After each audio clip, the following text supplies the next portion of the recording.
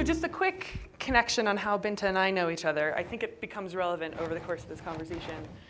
We first met when she modeled for my fashion brand that no longer exists. We should stop referring to me as a model. It's true, though. You've been photographed for Cosmo, too. So like, this is a repeated incident. And then we ended up having a conversation shortly thereafter in your home, sort of one of our first conversations getting to know each other, when we realized that we had many things in common. We sort of now make the connection that we're the same person, except I'm like a foot taller.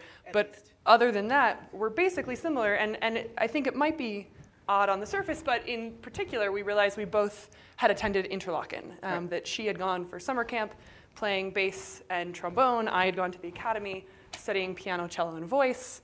And neither of us are professional musicians now, but sort of that initial kernel sparked what has become a pretty deep friendship around this strange world of doing 12 different things and making them all feed off each other and work together. So I wanted to start with Clay Christensen. He wrote one of his many books, The Innovator's DNA. He outlines 5 traits that they find in innovators, and the backbone is one called associating. And they define associating as the ability to successfully connect seemingly unrelated questions, problems, and ideas from different fields. And they refer to this as potentially the Medici effect, that the Medici family brought together painters and poets and architects and scientists and philosophers in their family compound in Florence so they could interact and share these ideas, and that's often credited with spawning the Renaissance. So we see these countless examples in Steve Jobs, in Leonardo da Vinci. You know, it's not a new idea that having these seemingly unrelated things put together in one person or in a community creates better ideas. And yet when people meet Binta Brown and they learn that she's a woman who was a partner at a global corporate law firm, she is a young global leader with the World Economic Forum. She was an academic at Harvard's Kennedy School with a book coming out soon-ish. Maybe. Soon. She's on the board of the American Theater Wing, which makes her a Tony voter. She's an advisor to Hillary Clinton and Eliot Spitzer and Andrew Cuomo. Past advisor. Past advisor. A classically trained musician and conductor. And now starting her own advisory boutique focused on music companies. Often their first reaction is one of disbelief. And the first reaction's mine. That a single person could have such far-ranging interests at such a high level of accomplishment and expertise. So I wanted to start with asking you a little bit to tell us more about Fermata Holdings, your new advisory boutique, Sure. and why that makes perfect sense as the next career move after being a partner at a corporate law firm. So a little known secret is that I've always had a lot of different interests, but amongst them is that I always wanted to run either a media or entertainment or music company. And my reasons for that are that, and this gets a little bit to this notion of associative fluency, right? Which is that I'm interested in finding ways to repair and heal the world and to bring people from disparate and different backgrounds together, right? And so on the legal side, you know, as one of the first generations of people who really benefited from all of the advances during the civil rights movement, justice was one of those ways that helps to heal the world. And so my love and enjoyment of the law and my interest in the law was really a function of, this is great because this is this powerful catalyst for ensuring human progress in a massive way. And art and culture are the same way to me, which is that what art really does when it's art at its best is it's about that shared human experience. It's the thing that enables us to learn about ourselves and to learn about one another. You know, I don't know how many folks here have spent time going to music festivals, but especially music festivals, less so film festivals. And you're walking past somewhere and you hear this incredible sound and it blows you away, and you're joined there and you're with hundreds, maybe thousands of other people who are from different parts of the world and different socioeconomic backgrounds, but there's something about that driving beat that just compels you. And so for me, the idea of running an entertainment company, first, I thought, well, you know, so I'll be a good lawyer, and maybe I'll get a job working in-house somewhere, and then I'll end up, you know, working my way up. But I don't really like the hyperlinear mindset. It doesn't work for me. It's completely inconsistent with who I am. And then I thought, well, maybe I should just start my own thing, because then I can do it the way I want to do it. And so that's part of my attraction to music. And also, I mean, you know, it's funny, because I'm getting to that age where I'm able to connect the dots. And it all makes so much sense to me, even though it doesn't make sense to anyone else. It doesn't need to make sense to anyone else. So long as it makes sense to me, it's all good. But I'm able to connect the dots, right? You know, I grew up, my mother wanted us to study computer programming and different foreign languages. And I grew up in a very diverse, well, not actually, it wasn't diverse, it was sort of a white, affluent part of the country. But I was diverse. And I still am. I survived. I hope you don't mind a little bit of racial humor. But you know, so I grew up in this background where we had all of these different inputs coming at us, and all of these different, you know, like our curiosity was always nourished. And so now what I'm doing with Fermata Entertainment is our company, it's an advisory boutique, is I'm able to bring to bear all of the things that I've always loved doing in an organized and fun way, which we hope will be transformative of the music industry. And then if we succeed there, transformative of other industries as well. So let's talk a little bit more about growing up and sort of how this multidisciplinary person came to be. Sure. You say a little bit of this was encouragement of your parents. Your mom wanted you to learn to code and learn languages. Right. How much of this was personally driven curiosity that was allowed to flourish? And how much of this was externally motivated of saying, we think this would be good for you to learn these things, and so Sure. let's... So my parents, interestingly, never made me, my brother, or sister do anything at all. Like, they never made us practice. They never made us sign up for stuff. They were like, whatever, you know, like, life is out there. But I think, you know, each of my parents grew up during legalized segregation in the South.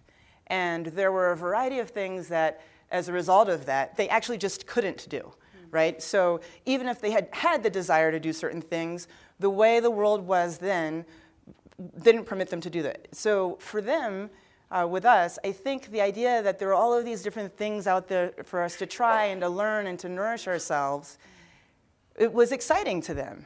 And so long as we weren't breaking the law, or they weren't aware that we were breaking the law, I'm just kidding.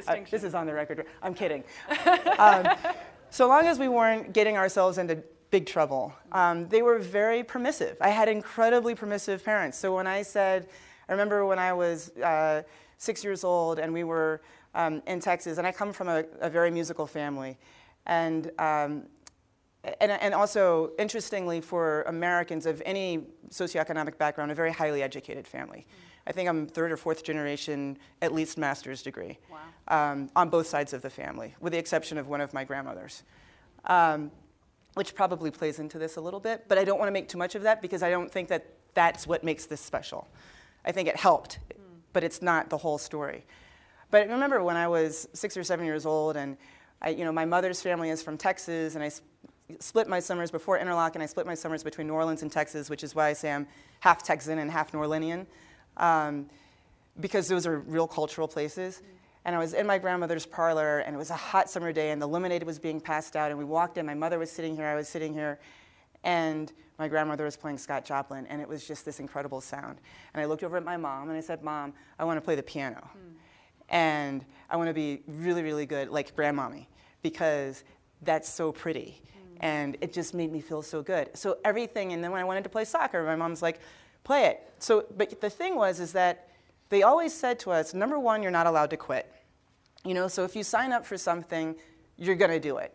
Number two, if you do it, you're going to do it well, because otherwise it's a waste of everybody's time.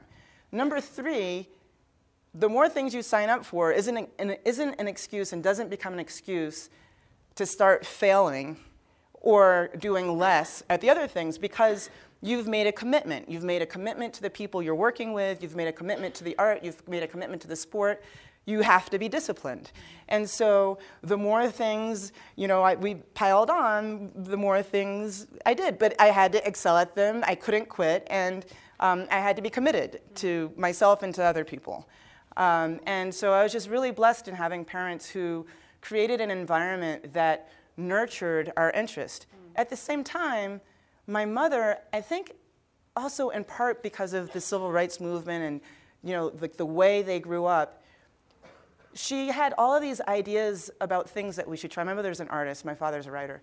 She had all of these things about things that we should try and experience. So, 1984, 10 years old, 11 years old, my mom saw something somewhere and she said, we think that you should start learning how to code a computer. You should learn programming. So my brother and I took programming courses at Arlington County Career Center every Saturday morning. Then we went to I went to my photography lesson, and then music. And then I had 3 different languages, foreign languages, not computer languages, that my mother wanted us to study, so I had a tutor in those things. So she really created an environment where we were constantly learning and being exposed to different things and able to bring the different influences in to form the way we think about, interact with, and understand the world. Sure. So I have really freakish parents. They're really nice people. They never made me They've never made me practice. I practiced because I wanted to. And they also always advocated for us, right? So when I had teachers, and I know you want to get to this, but when I had teachers who would say, she is not focused, my parents would say, explain to us why she got an A on your test if she's not focused. So they were always going to the bat, unless we were actually screwing up, in which case they would say, why are you screwing up?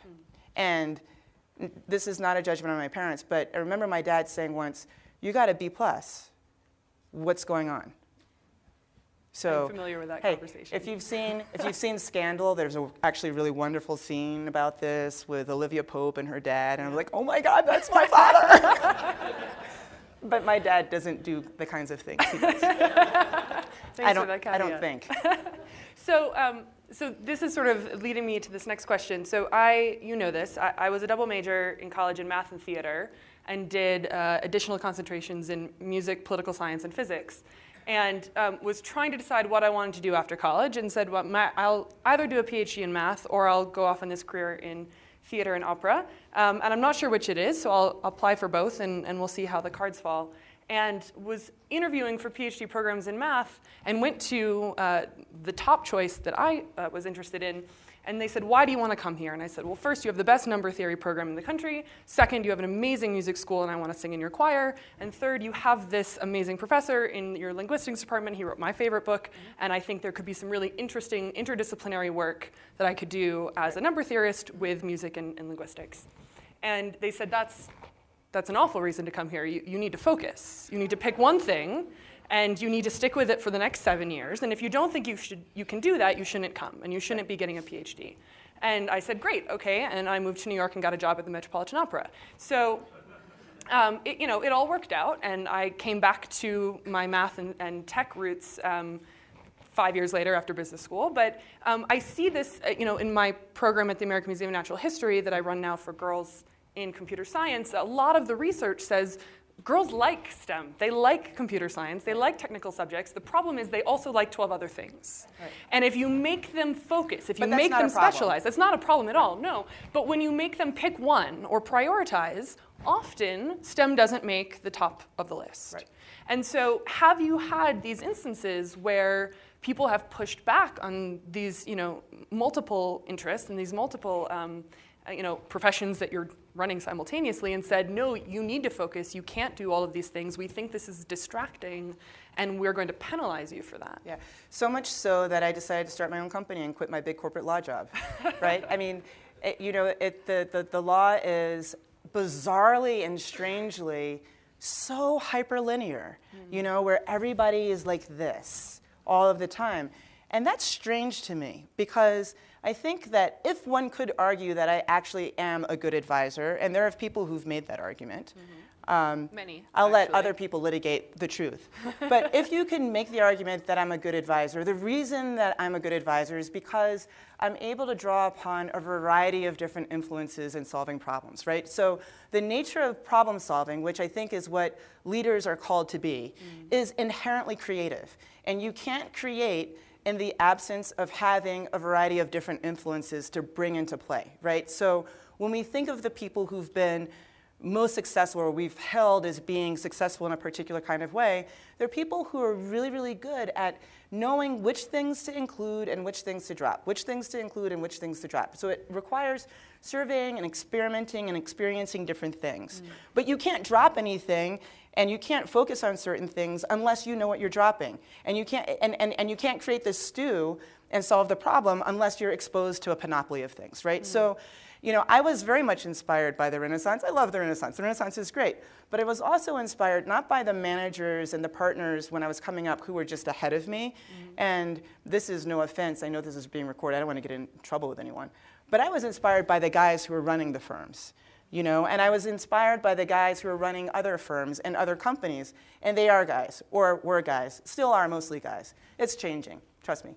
So, but I was inspired that because I would look at them and I would say, wait, they have this interest and they have this interest and they service these different interests and they bring them to bear, and that's why they're great at what they do, right? So, and, you know, particularly from the perspective of a lawyer, this notion of the Jeffersonian conception of law, right, which is that on the one hand, you're the zealous advocate of your client's business interest, and on the other hand, you are a builder of society. Because otherwise, what point is there in having business interest if there's no society, right? And how do you advise people on how to build a business if you don't have an understanding of what society is anyway? You have to be able to draw together and build and extract from all of these different influences. So absolutely, I have consistently run up against people who are worried or afraid or scared or who will criticize and say, and the number of times I've heard this, I'm 41, I'm very honest about my age. Maybe I'm not supposed to be. That's how you know I'm not a model. Or an actress. Although I do think that like telling your age is like the new thing. You know, like I think it's kind of like, yeah, I'm 41. Totally lost my train of thought. Jeffersonian model. Whatever. It's all good. You know, I have been consistently told over my 41 years that I lack focus. And I actually think, go figure. But I'm always able to bring it back. And I think that I'm always able to bring it back because I'm actually hyper-focused. I'm just hyper-focused on a lot of different things. And that should be okay. That should be okay because it's what helps me to be a creative person. It's what helps me to be a business leader. It's what helps to solve problems. So we have to find ways to nourish that. So this is interesting, though. So in this world where we acknowledge that finding these connections across industries is not just valid, but incredibly important for building innovators and building this idea of creating new things, why is education still so siloed? How can you still get all the way through high school and college where science is separate from math, which is separate from anthropology, which is separate from ethics and every other topic? How do we have these silos of you're going to learn just this topic here and just this there, and there's no reason why they should be, you know, related or in any way force this interdisciplinary thinking? I think because of bigness and the desire for, it's funny because, you know, in the last talk there was a little bit of this notion of bias and the ability and desire and need for us to find ways to simplify, right? And so as things get really, really, really big, I think that there's a compulsion. First of all, I think there's a compulsion towards complacency, right? Because you want to protect what you've built, and you're less willing to risk things, less willing to innovate. But there's also, as things get really big and we simplify, it becomes easier for people to just do this. And then once people take the path of what would appear to be least resistance, and it's easy, they stop paying attention to all of the other cues, and they don't understand it. I think that's part of it. So I think part of it is age and time. I think also is just a lack of focus and understanding how we got to this point. You know, I'm a trustee of a liberal arts college in New York, and maybe I'll say it, Barnard College. Are there Barnard graduates in the room, or just lovers of Barnard? Seven sisters? It absolutely is. I agree. And one of the conversations we're having on a very continuous basis, I chair our academic affairs committee, is about changes in our curriculum. And what it means to be a liberal arts college today. And there are tensions between our liberal arts faculty who are like, liberal arts, for those who have not thought about what liberal arts means, it's the free study, which is perhaps why I ended up there. That and the fact that they had a program with Manhattan School of Music and I wanted 2 degrees. I only got 1. But slacker.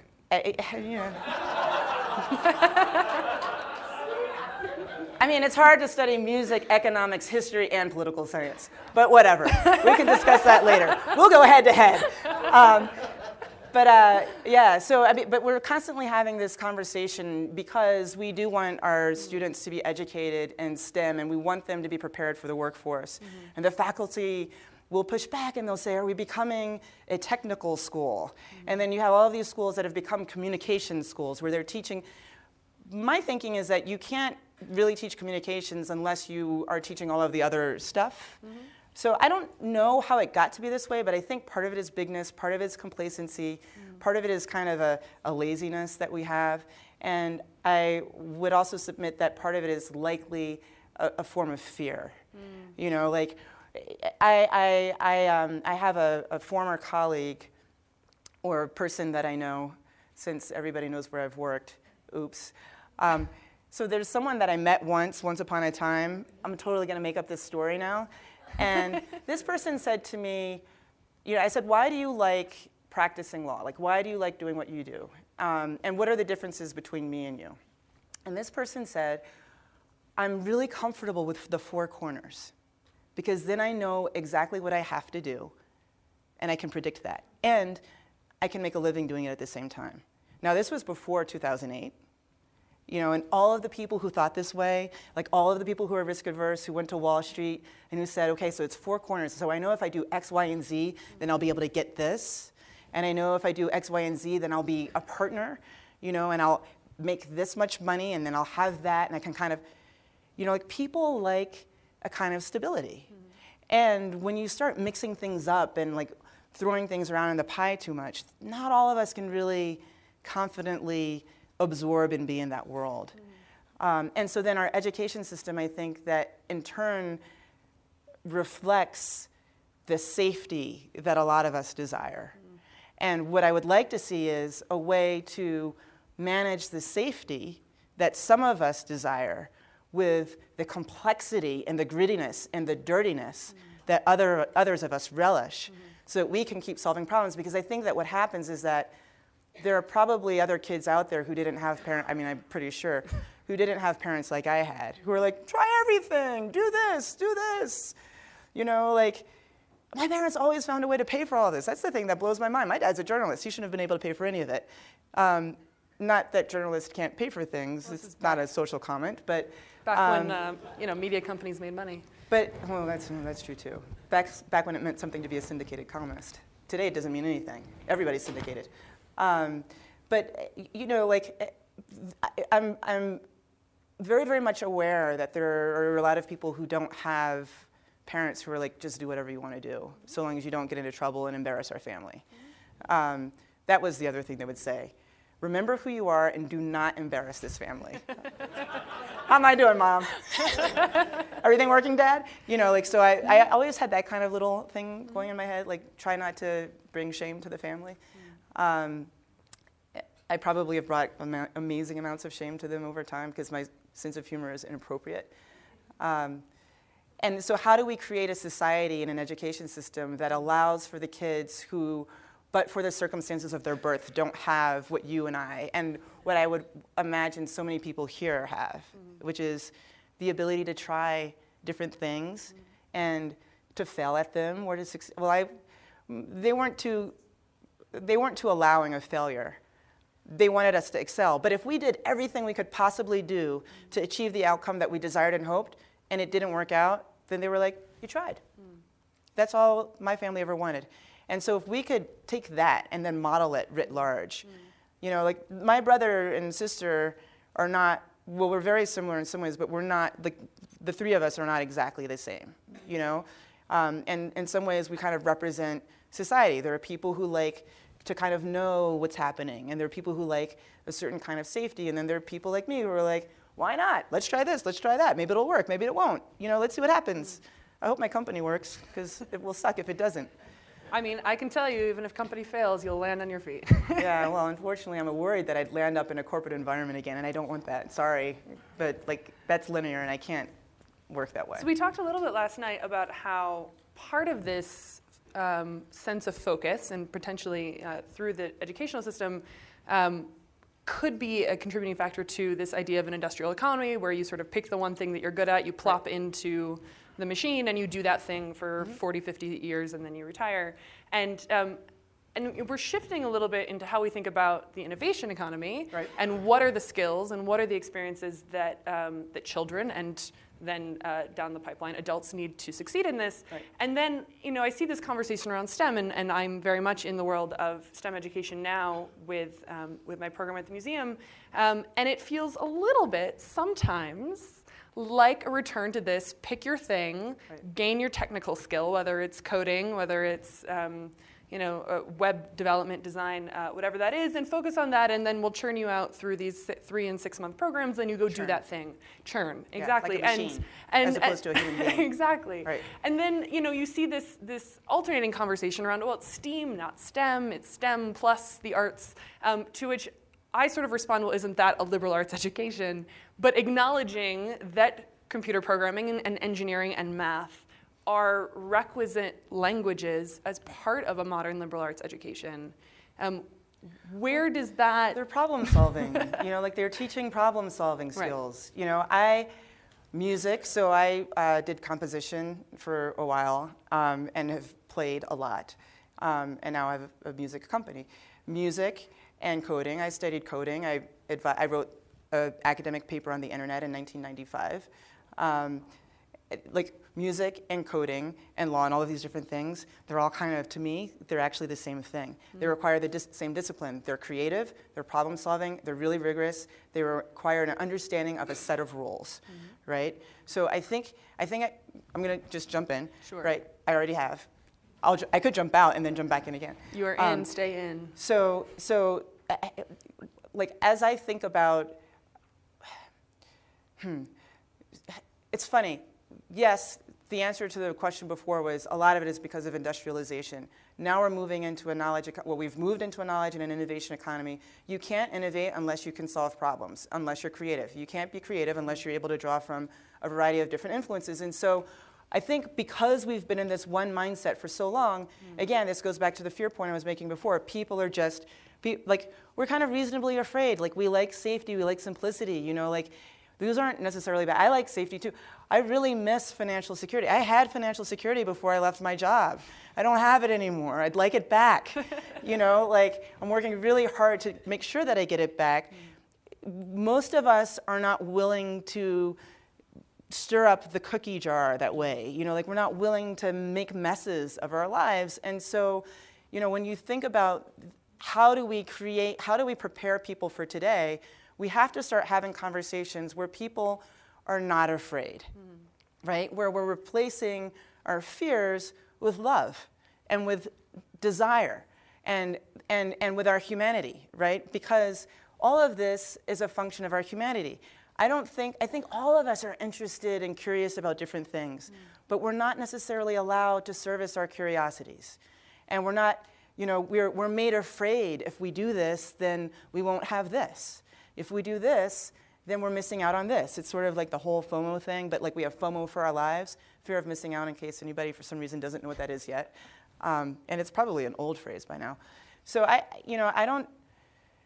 it's very difficult to get people who are used to doing things a particular kind of way over an extended period of time to make a change, right? How do you get lawyers and partners in a corporate law firm to come up with a different model?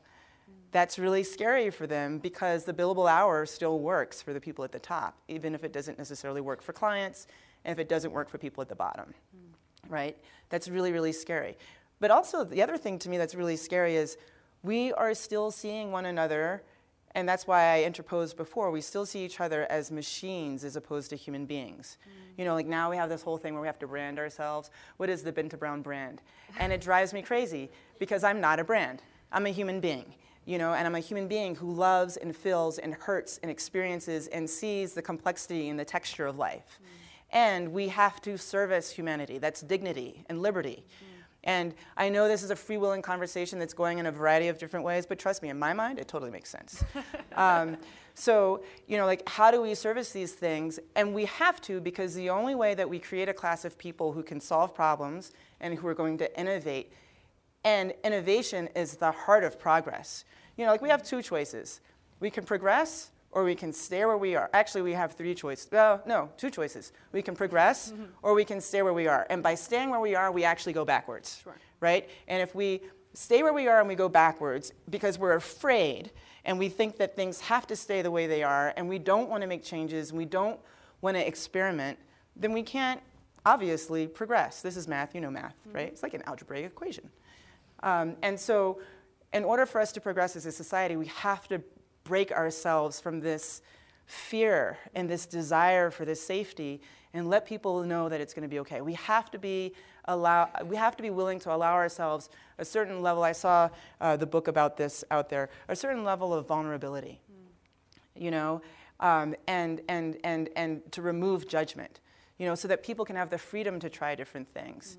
Because the best creators and the people who have always consistently, you know, whether it's Jesus Christ or God, and that's not a religious comment, notwithstanding my rosaries, but Jesus Christ or Gandhi or Mandela or Steve Jobs or Pope Francis or whomever you want to name or list or include, you know, pick your favorite U.S. president. Maybe don't do it now, but like, whomever you want to name or include, you know, like there's this list of people out there who pushed society, pushed business. Michael Jackson, right? Michael Jackson had so many different influences. These people were able to push the way we see and conceived of the world because they brought so much else to bear. And they weren't afraid. They were not afraid. So I think that's what it's, sorry, really long-winded answer. I know, it's 5 minutes. I like that timer. We are almost out of time, which is the next thing I was going to say. But I had one last question. You have a number of interests, obviously, that you're already pursuing. But part of being a curious person means you're always finding new things that interest you. What's something that is on your radar as something that you want to learn more about and potentially pursue now that you are 41 and thinking about what comes next? You know, I'd really like to get a PhD in philosophy. But that's going to wait, because as all over the place as I probably appear to be, and I haven't had coffee yet. We'll get you some when we're done. I don't drink coffee. I'm an introvert, and coffee is bad for introverts. It's true. There is a study out there. Right now, I mean, I'm really sort of head down, hyper-focused on building this company. I think that we have a real chance with Fermata to do something that's transformative and delivers value for artists and also delivers value for the lovers of music. And it's just the right time to do this. And so I can't think about anything else practically. Like, I'm the happiest I've ever been professionally, and we're working like 19, 20 hours a day in order to build this and having the time of our lives with it. So for me, like, goal number one is to just, interestingly, to focus. You know, to take my AP government teacher's advice and just do one thing. Except for the doing one thing, turns out that I'm doing 40 different things every day. I mean, you're still playing in your band. I am still playing in a band. You're still advising a bunch of startups. I do advise a bunch of startups. Right, so not really. And apparently I advise some people in politics too. Well, whatever. It's all good. You know, I think it's what keeps you young, you know? That is for sure. So thank you so much. Thank you.